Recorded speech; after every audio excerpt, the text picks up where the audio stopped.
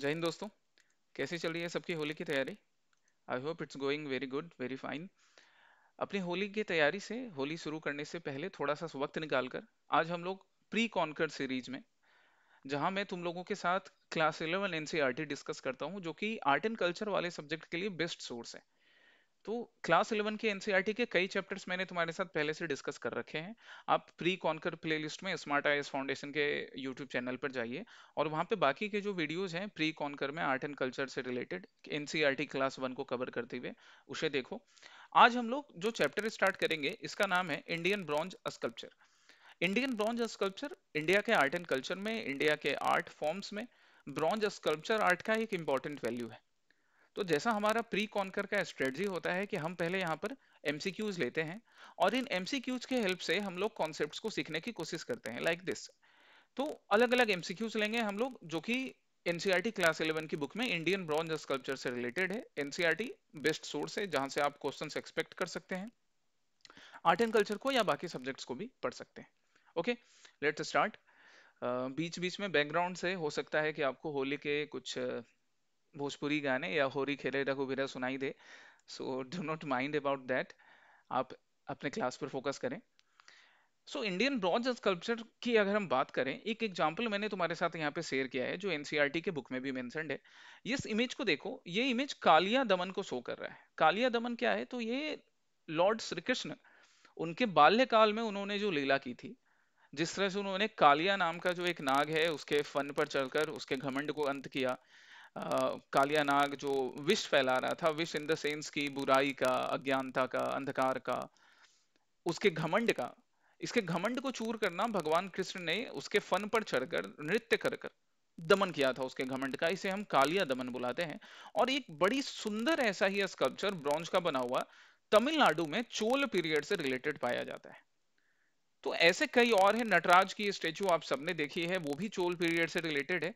आज हम लोग इसी ब्रॉन्ज स्कल्पचर की हिस्ट्री देखेंगे कि चोल पीरियड में जाने से पहले इंडियन ब्रॉन्ज स्कल्पचर की हिस्ट्री कहां से स्टार्ट होती है, right? And so the first question is related to this. पहला क्वेश्चन आपको क्या बोल रहा है? Consider the following statements related to lost wax process of bronze casting. ये लॉस्ट वैक्स टेक्निक, इसके ऊपर हमने क्वेश्चंस पहले भी किए हैं, तो आज तुम्हारे लिए ज्यादा दिक्कत नहीं होना चाहिए। इसके स्टेटमेंट्स पढ़ते हैं हम लोग। आज हम लोग फिर से इसे एक्सप्लेन करेंगे, डिस्कस करेंगे। It was first use in India during the Indus valley civilization, कि इसे पहले इंडस वैली सिविलाइजेशन में यूज किया था। जिन लोगों ने एंशिएंट हिस्ट्री की पढ़ाई की है उन्हें इंडस वैली सिविलाइजेशन की इस टेक्निक के बारे में मालूम है। यस, बिल्कुल, ये इंडस वैली सिविलाइजेशन के टाइम में किया गया था। It is also known as the cire perdue method of casting. ये डिस्कस करेंगे कि what is this. Third statement है the process involves creating a wax model, covering it with clay and then replacing the wax with molten metal.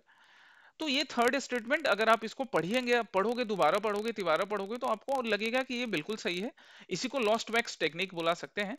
And the fourth statement is that this technique is still practised in some regions of India. Okay, very fine. Let's come to the lost wax technique. क्या है ये technique?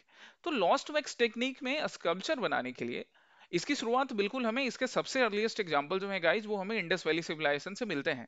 ये सब कुछ मैंने तुम्हारे लिए notes बना के रख दिया है, सब कुछ नोट्स में तुम्हारे लिए मेंशन्ड है। पहले एक्सप्लेनेशन सुन लो, नोट्स तो तुम्हारे साथ में वीडियो के एंड में शेयर कर ही दूंगा, लिंक में शेयर कर दूंगा कमेंट सेक्शन में।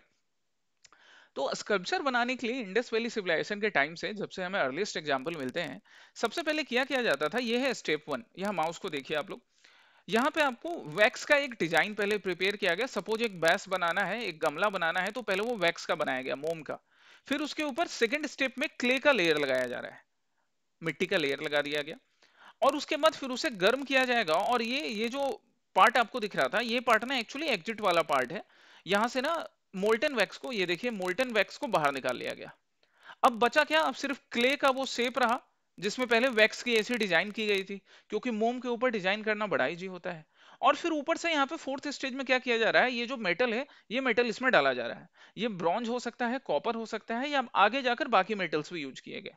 इंडस वैली सिविलाइजेशन के टाइम में सबसे पॉपुलर मेटल था ब्रॉन्ज, जो कि कॉपर, टीन, जिंक वगैरह के यूज से बनाए जाते थे। तो कॉपर भी यूज किया जा रहा होगा, टीन भी यूज किया अलग से जा सकता है, या फिर ब्रॉन्ज ही इस मेटल में डाला जा रहा है, इस शेप में डाला जा रहा है। अब जब ब्रॉन्ज इसमें गया और वो फिर वहां पे जम गया पूरी तरह से, तो फिर जो क्ले का लेयर था उस क्ले के लेयर को यहाँ पे स्टेप 5 में तोड़कर हटा दिया गया है, और अब आपके पास ये बन गया ब्रॉन्ज का एक वैस, ब्रॉन्ज का एक गमला, ब्रॉन्ज का एक बर्तन। आप नीचे वाले पार्ट को जैसे यहाँ सीजर दिखाया जा रहा है कट करके हटा सकते हो। इसे हम लॉस्ट वैक्स टेक्निक बुलाते हैं। क्यों? क्योंकि सबसे पहले स्टेज 1 में आपने क्या किया था, वैक्स का डिजाइन बनाया था, पर वो वैक्स धीरे धीरे इस प्रोसेस में लॉस्ट हो चुका है। That's why this is known as lost wax technique. Very fine, clear है लॉस्ट वैक्स टेक्निक। इसको हम लोग और भी कुछ नाम से जानते हैं। It is also known as और also called investment casting.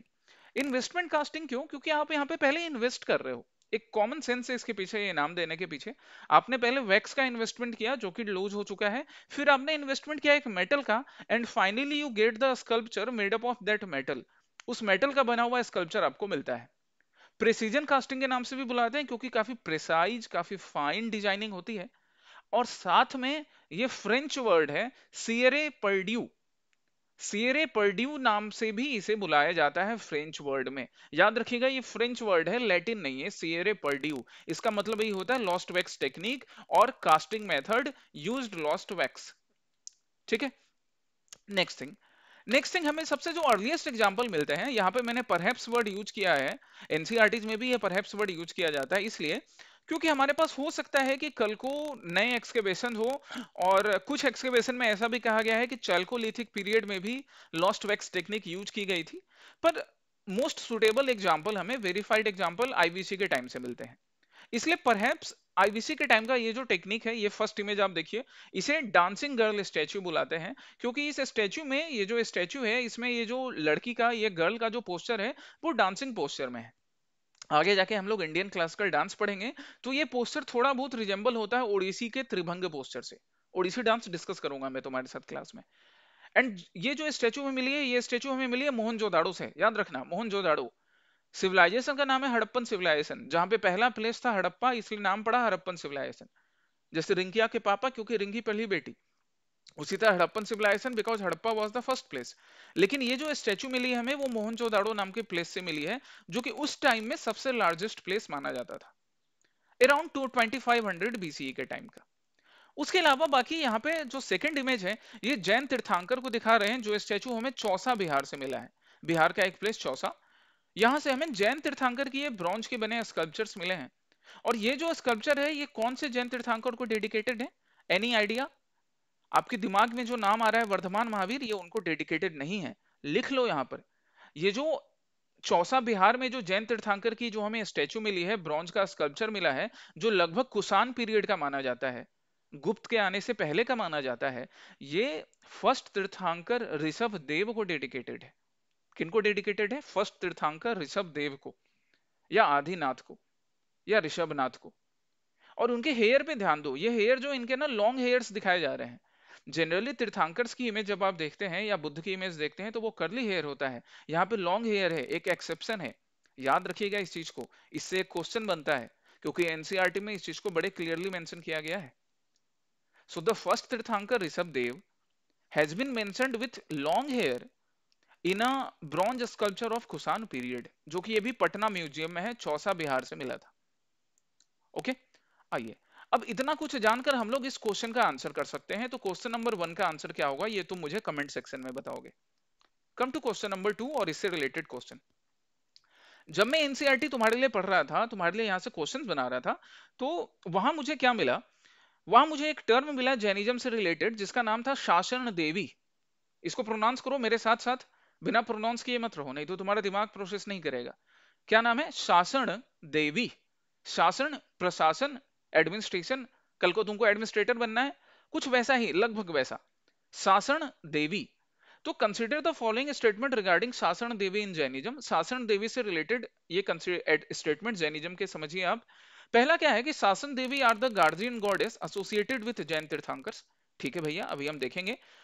Chakreshwari is the शासन देवी ऑफ आदिनाथ और ऋषभनाथ, द फर्स्ट तीर्थंकर, जिनकी अभी स्टेचू के बारे में हमने बात की थी।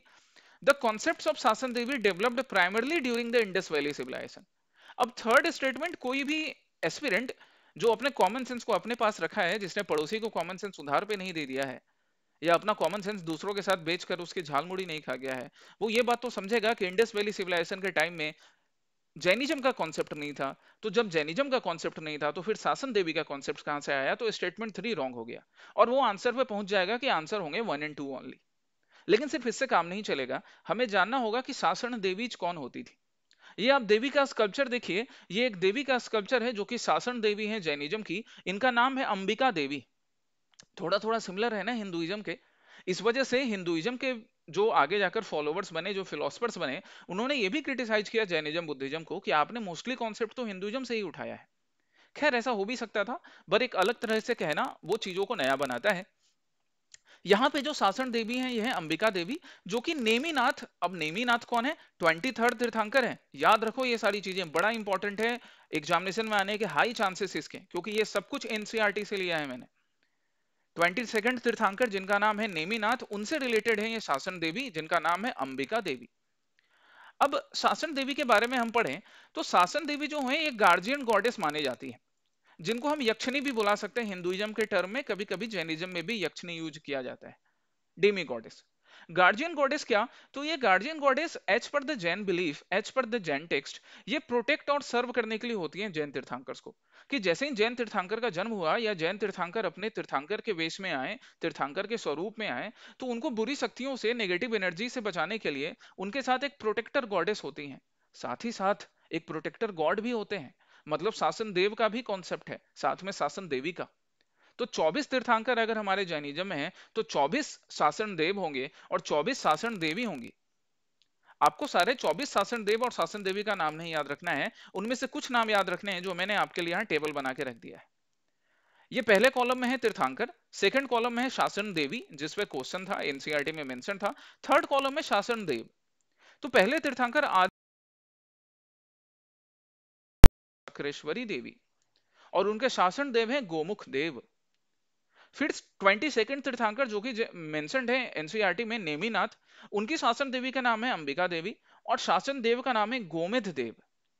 पार्श्वनाथ जो कि 23rd तीर्थंकर हैं, ये भी बड़े पॉपुलर हुए हैं। इनके शासन देवी का नाम है पद्मावती देवी एंड शासन देव का नाम है धर्मेंद्र देव। और सबसे पॉपुलर जैनिज्म के real founder Vardhaman Mahavir 24th tirthankar, इनकी शासन देवी का नाम है सिद्धायनी देवी और शासन देव का नाम है मतंग देव।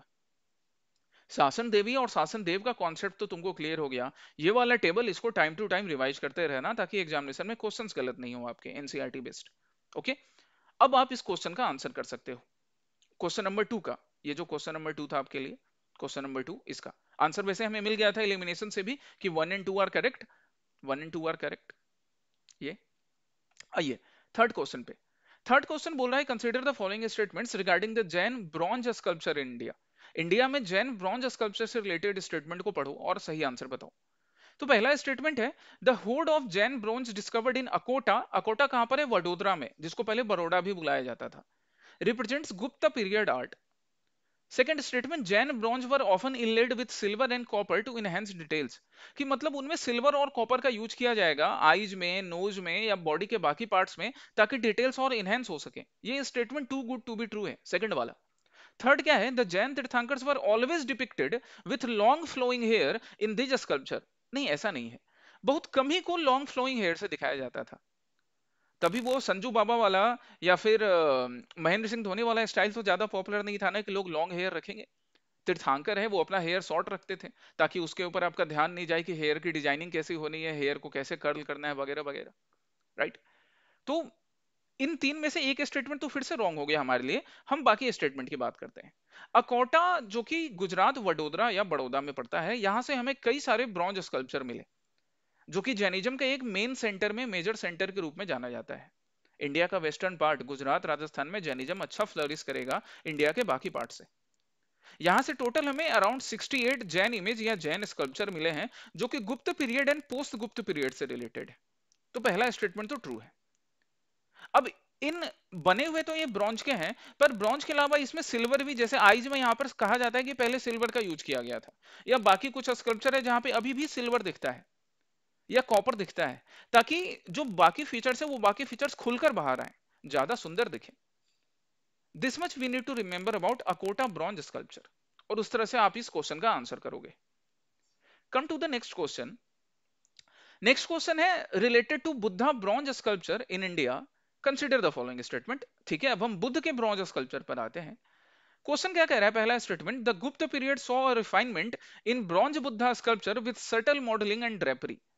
कि जब गुप्त पीरियड में बुद्ध के ब्रॉन्ज स्कल्पचर बनाए गए तो उसमें मॉडलिंग बहुत सटल तरीके से, बड़े फाइन तरीके से ड्रेपरी के साथ की गई। अच्छा है भाई, सही हो सकता है ये। Second statement, the Buddha figure from the Mathura school had foldless drapery while the Sarnath school Banaras depicts deep plates। अब ये स्टेटमेंट बिना जाने सही और गलत नहीं कर सकते हो। थर्ड पे आ जाओ, the bronze Buddha images Sultanganj Bihar, Sultanganj Bihar जो कि अभी झारखंड के पास पड़ता है। लोग सावन के महीने में भगवान भोलेनाथ आदिदेव महादेव की पूजा के लिए यहाँ से जल लेकर जाते हैं बाबा धाम।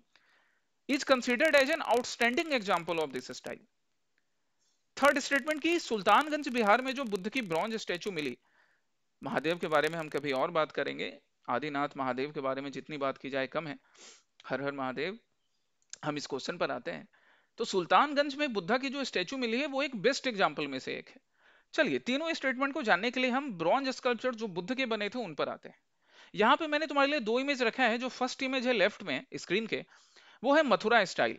आप इस क्लोथ को देख सकते हो कि क्लोथ में ड्रेपरी काफी है, ये जो मोड़ हैं, ये जो प्लेट्स दिख रहे हैं, ये काफी है। और ये दूसरा है सारनाथ स्टाइल बनारस का, जहां पे आप देख सकते हो कि क्लोथ की ड्रेपरी दिख भी नहीं रही है। ऐसा लग रहा है कि बॉडी नेकेड है, बट बॉडी नेकेड नहीं है। ये मेरा माउस देखो, माउस का कर्सर, यहां से एक ऐसा क्लोथ का लेयर आया है, तो ये ज्यादा ट्रांसपेरेंट है। अब हम अपने क्वेश्चन के सेकंड स्टेटमेंट पर आते हैं। सेकंड स्टेटमेंट क्या बोल रहा है कि the Buddha figure from the Mathura school had foldless drapery while the Sarnath school depicts deep plates. उल्टा हो गया है। एक्चुअली सारनाथ स्कूल में फोल्डलेस ड्रेपरी है, मथुरा स्कूल में यहां पर आपको डीप प्लेट्स दिखते हैं। So the second statement was wrong, second statement wrong है। सुल्तानगंज बिहार में कौन सी ब्रॉन्ज स्कल्पचर की बात कर रहे हैं, तो यह है सुल्तानगंज बिहार का ब्रॉन्ज स्कल्पचर, जहां पे बुद्ध को इस तरह से स्टैंडिंग पोस्चर में दिखाया गया है, वरदान दे रहे हैं, अभय दे रहे हैं, आशीष दे रहे हैं। तो अब हमारा जो क्वेश्चन होगा पहला, द गुप्त period saw a refinement in bronze Buddha sculpture with subtle modelling and drapery. बिल्कुल सही, गुप्त पीरियड गोल्डन पीरियड माना जाता है आर्ट का, आर्किटेक्चर का, तो बिल्कुल रिफाइनमेंट हो रहे थे। सेकंड स्टेटमेंट रॉन्ग है, हम देख चुके हैं। एंड थर्ड स्टेटमेंट एक आउटस्टैंडिंग एग्जांपल है सुल्तानगंज में बुद्ध के स्टैचू। सो क्या होगा आंसर, बता दो, 1 और 3 only. Very good. Come to next question. Next question Chola period के ब्रॉन्ज स्कल्पचर के बारे में। चोल पीरियड का ब्रॉन्ज स्कल्पचर, जिससे पहला स्टेटमेंट पूछ रहा है कि they depict dynamic movement and intricate details. बिल्कुल, जैसे मैंने तुमको स्टार्ट करने के पहले सेशन मैंने जो पहला इमेज दिखाया था, वहां पे मैंने दिखाया था कालिया दमन का, जो चोल पीरियड का था। कितना डायनामिक मूवमेंट दिखाया जा रहा था कि भगवान श्री कृष्ण कालिया नाग के फन के ऊपर चढ़कर नृत्य कर रहे हैं, डांस कर रहे हैं। तो पहला स्टेटमेंट तो सही हो गया भैया। सेकंड क्या है, they were inspired by the Pallava period sculpture but surpassed them in craftsmanship. Yes, Pallava period का जो स्कल्पचर है, कई अच्छे एग्जांपल्स उसमें, जिसमें एक जगह भगवान शिव को ऐसे दिखाया गया है कि भगवान शिव अब विष धारण करने वाले हैं समुद्र मंथन के टाइम में। तो पल्लव पीरियड से इंस्पायर होकर चोल पीरियड में क्राफ्ट्समैनशिप और ज्यादा रिफाइन होती है, एकदम सही बात। Third statement, Chola bronzes were primarily used for ritual worship and temple processions. बिल्कुल सही बात है। आप जो ये चोल ब्रॉन्ज के एग्जांपल्स देख रहे हो, ये जनरली वर्शिप के लिए या टेंपल प्रोसेशंस के लिए यूज किए जाते थे। जैसे ये कालिया दमन का सीन है, जो कि हमने पहले भी डिस्कस किया चोल का। और ये जो आप लेफ्ट हैंड साइड में देख रहे हो, ये है भगवान शिव महादेव नटराज के रूप में, पहले नृत्यक माने जाते हैं जिन्होंने नृत्य की शुरुआत की थी। नटराज से रिलेटेड ये क्वेश्चन मैंने पीवाईक्यू एनालिसिस के लेक्चर 7 में डिस्कस किया है। इस पोस्टर से रिलेटेड सारे डिटेल्स को मैंने पूरी तरह से डिस्कस किया है।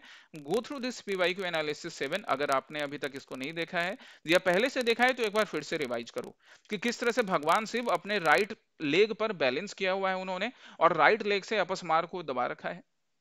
तो ये सारी चीजें आप पुराने लेक्चर्स को भी अच्छे से रिवाइज कीजिए ताकि आपका रिवीजन बढ़िया चलता रहे। ठीक है, और अब हमारा क्वेश्चन बन जाएगा। वो क्वेश्चन कहाँ था, क्वेश्चन ये था कि तीनों statement Chola period bronze sculpture से रिलेटेड ट्रू हैं, और जो चीजें हमें जाननी थी चोल पीरियड के ब्रॉन्ज स्कल्पचर को, वो भी हमने जान लिया। Come to next question. Consider the following statements regarding the bronze sculptures from Kashmir and Himachal Pradesh. Bronze sculpture सिर्फ इंडिया के सेंट्रल इंडिया तक लिमिटेड नहीं थे, या इंडिया के वेस्टर्न और सदर्न पार्ट तक नहीं, बल्कि हमें कश्मीर और हिमाचल प्रदेश से भी एग्जाम्पल मिले हैं, बिल्कुल मिले हैं। पहला स्टेटमेंट है this region produced both Hindu and Buddhist bronze sculpture. बिल्कुल गाइज, जहां पर आर्ट की बात होती है तो वो आर्ट आर्किटेक्चर जनरली डिवीजन नहीं करता है रिलीजन के बेसिस पर। हाँ, कुछ केव हमें मिलेंगे जैसे Ajanta cave, that is mostly या actually fully dedicated to Buddhism, but sculpture making की बात जब आती है तो वो बुद्धिज्म, हिंदुइज्म, जैनिज्म सबको डेडिकेटेड होता है। First statement is correct. Second statement क्या है, द महिषासुर मर्दनी दुर्गा, महिषासुर मर्दनी दुर्गा मां आदि शक्ति, जिन्होंने महिषासुर का मर्दन किया, महिषासुर का वध किया, एंड नरसिंह अवतार और भगवान विष्णु वर common themes in this sculpture. अब हिंदुइज्म, सनातन धर्म जो हिमाचल प्रदेश जम्मू कश्मीर में काफी पॉपुलर था, माँ आदि शक्ति को डेडिकेटेड वैष्णो देवी में मंदिर है, शारदा पीठ वहीं कश्मीर में पड़ता है, तो बिल्कुल महिषासुर मर्दनी और नरसिंह अवतार से रिलेटेड चीजें तो होंगी ही। The bronze Vishnu image from these regions often depict four heads known as चतुरानन और वैकुंठ विष्णु। चतुरानन, चतुरानन मतलब जिनके चार शरीर हो, चतुरानन चार मुख हो। ये तीनों स्टेटमेंट अपने आप में करेक्ट हैं कि भगवान विष्णु को इस तरह से चतुरानन, चार मुख में चार सिरों वाले भगवान विष्णु के रूप में, वैकुंठवासी भगवान विष्णु के रूप में रिप्रेजेंट किया गया है। All the three statements are correct related to the bronze sculpture of Kashmir and Himachal Pradesh. आपको इतना याद रखना है। नेक्स्ट क्वेश्चन पर आइए। नेक्स्ट क्वेश्चन बिहार बंगाल में पाल पीरियड के ड्यूरेशन में जो ब्रॉन्ज स्कल्पचर मिले उससे रिलेटेड पूछ रहा है। पाल पीरियड याद रखो, ये वही पाल पीरियड है, ये वही पाल पीरियड के रूलर हैं जिन्होंने नालंदा महाविहार या नालंदा यूनिवर्सिटी जैसे ग्रेट यूनिवर्सिटी का, ग्रेट सेंटर ऑफ लर्निंग का एस्टेब्लिशमेंट किया था। चलिए, नालंदा महाविहार बोल रहे हैं। नालंदा महाविहार के बाद विक्रमशिला महाविहार। नालंदा महाविहार गुप्त रूलर्स के टाइम का है, बट नालंदा महाविहार के बाद विक्रमशिला और बाकी महाविहार का कंस्ट्रक्शन पाल रूलर्स ने किया है, चाहे धर्मपाल हो या गोपाल हो। सिर्फ विक्रमशिला नहीं, विक्रमशिला के अलावा बांग्लादेश में भी पढ़ने वाले यूनिवर्सिटीज का नालंदा गुप्त रूलर्स का किया हुआ है। Okay okay, make correction there. तो पहला स्टेटमेंट क्या बोल रहा है, किसने, अच्छा ये मुझे बता दो कि कौन से गुप्त रूलर ने नालंदा महाविहार बनवाया था और किसने नालंदा महाविहार को डिस्ट्रॉय किया था, जरा मुझे ये कमेंट सेक्शन में बता देना। पहला स्टेटमेंट क्या है, they were mainly created for ritualistic purpose in Buddhist vihar. Buddhist vihar क्या होता है, विहार, विहार और चैत्य दो टर्म हम पढ़ते हैं। विहार मतलब रहने की जगह, किनके रहने की जगह, बुद्धिस्ट मंक के रहने की जगह। और यही विहार काफी ज्यादा थे, इसलिए यार प्रेजेंट में मेरी मातृभूमि का नाम बिहार पड़ा, क्योंकि यहाँ पर विहार की संख्या बहुत ज्यादा थी और यही विहार आगे जाके बिहार बनता है। और चैत्य जहां पर ये बुद्धिस्ट मंक प्रेयर करते थे, मेडिटेशन करते थे या आगे जाके वर्शिप करते थे। तो they were mainly created for ritualistic purpose in Buddhist vihar, पहला स्टेटमेंट सही है। पाल पीरियड के टाइम में या उनसे पहले जब गुप्त रूलर्स थे जिन्होंने नालंदा महाविहार बनवाया या जिन्होंने बुद्धिज्म हिंदुइज्म सबको पेट्रोनाइज किया, तो ऐसे कई विहार बने बिहार में और बिहार के आसपास, जिसको अभी हम बिहार बुला रहे हैं, Bihar state. The sculptures often depicted Vajrayana Buddhism deities like Avalokiteshvara and Tara. Vajrayana हम बुद्धिज्म में देखते हैं कि बुद्ध की डेथ होने के बाद, महापरिनिर्वाण होने के बाद, ये तुमने अगर पहले मैंने तुम्हें पढ़ाया है तो याद होगा या आगे मैं क्लासेस में तुम्हें बताऊंगा,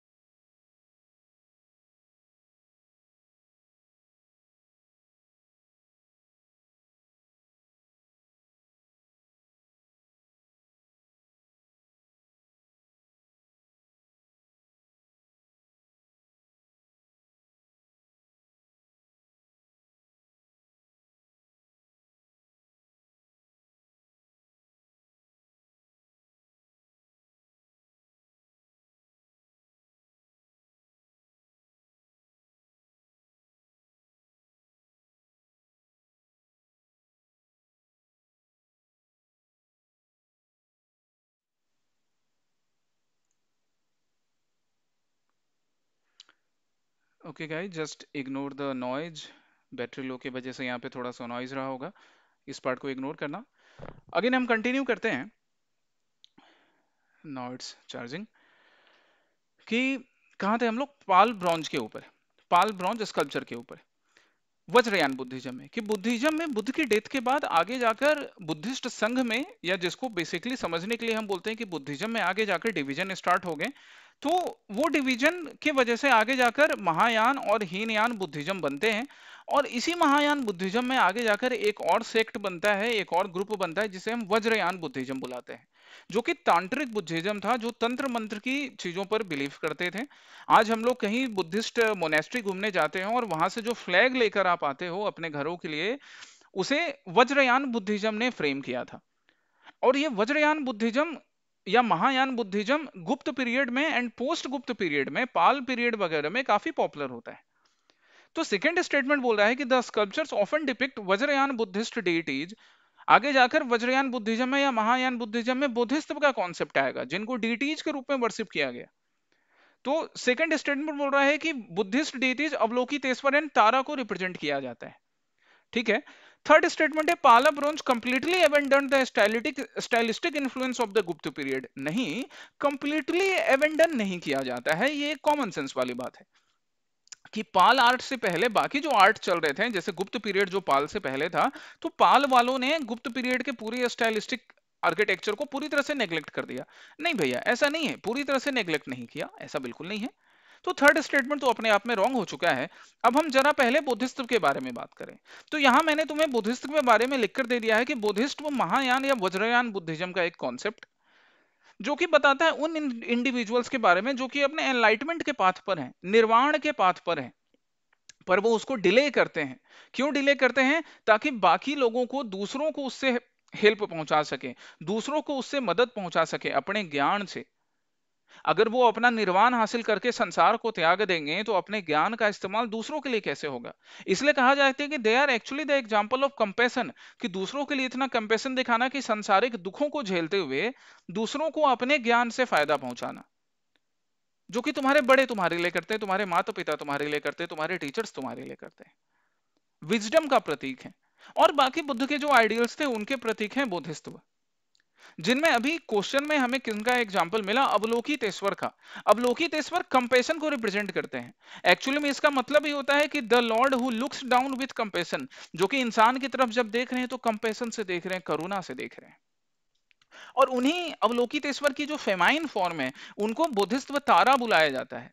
ये विजडम गॉडेस कहलाती हैं, साथ ही साथ गॉडेस ऑफ यूनिवर्सल कंपेशन भी कहलाती हैं। इवन इनको कई बुद्धिस्ट टेक्स्ट में मदर ऑफ ऑल बुद्धाज, कि बुद्ध का जब जब जन्म हुआ था उनकी मां कौन थी? तारा देवी थी, ऐसा भी कहकर रेफर किया जाता है। तो हमें याद रखना है कि तारा जो है वो विजडम गॉडेस, या फिर अवलोकितेश्वर के फेमाइन फॉर्म, या बुद्धिज्म में कंपेशन को दिखाने के लिए जिन देवी का वर्णन किया जाता है बुद्धिज्म का, उनको रिप्रेजेंट करती हैं तारा। अब हम अपने क्वेश्चन पर आते हैं। हमारा क्वेश्चन था कि the sculpture often depict Vajrayana Buddhist deities like Avalokiteshvara and Tara. बिल्कुल सही, इनको रिप्रेजेंट किया जाता है, एंड इनका मेनली कंस्ट्रक्शन बुद्धिस्ट विहार में किया जाता था। So first and second statement they are true. Pala art ने बिल्कुल गुप्त आर्ट को पूरी तरह से नेग्लेक्ट नहीं किया। क्यों नेग्लेक्ट करेंगे? पूरी तरह से नेग्लेक्ट कर देना। अपने पूर्वजों को, अपने से बड़ों को, उन्होंने आपको जो चीज ज्ञान में दिया है, जो चीज सिखाया है, उसको पूरी तरह से नेग्लेक्ट कर देना, उसे भुला देना, ये कृतज्ञता कही जाती है। इंसान को कृतज्ञ होना चाहिए, कृतज्ञ नहीं होना चाहिए कि वो दूसरों के प्रति ग्रेटिट्यूड नहीं दिखाए। पाल रूलर्स ऐसे बिल्कुल नहीं थे। Third statement is wrong. Next question है विजयनगर पीरियड के ब्रॉन्ज स्कल्पचर से। अभी तक हमने इंडस वैली के ब्रॉन्ज स्कल्पचर, गुप्त पीरियड के, चोल पीरियड के, पाल पीरियड के देखे।